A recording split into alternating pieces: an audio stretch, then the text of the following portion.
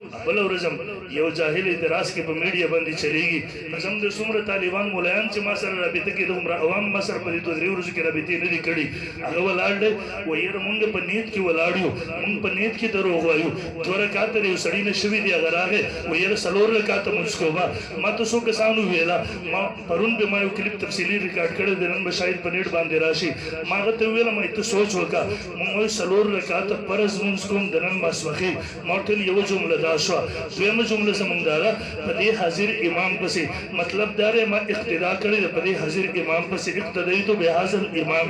ما ته دا خو جدا جمله ده دا ولی جمله سره ته ولی تړي دا ولی جمله سره ته په زور تعلق پیدا کې به په مونږ باندې اعتراض کې جاهل دغه وابي ته عمر حد درجه جاهل نه چې عوامو په نیت په الفاظ باندې نه پوهیږي اعتراض په مونږ باندې کوي او موضوع سره غسره یره پښتو کې نیت کول بدعت دي مال دنه پرون د کتابونو ورته ما خدلا ستا کتابونو لیکلي دي چلو په سړک کې به قص کوي اراده وکړي سبوي درن مسفخین مونږ کوم د کوم ټیم نوز کومه چار پاره کومه سوره کاته کومه د دې کتابونو لیکلي دي سيزونو تعین وکړي ماوتل عوام دي پرېږد مولایان در مخې دغه عربي خو وې تم نو ورزي په داسړ کې په عربي کې کوم نیت کوي او جو حال دومره زیات دي ابل ورځ یو بل بیان راغی د جوندمه هغه خطبه چې هغه ته ذکر ویل شوی دی قران مجید ورته ذکر ویل دی هغه په پښتو کې کوي او کله چې دلته د نیت خبر رااله هغه لپاره عربي ضروري ګڼي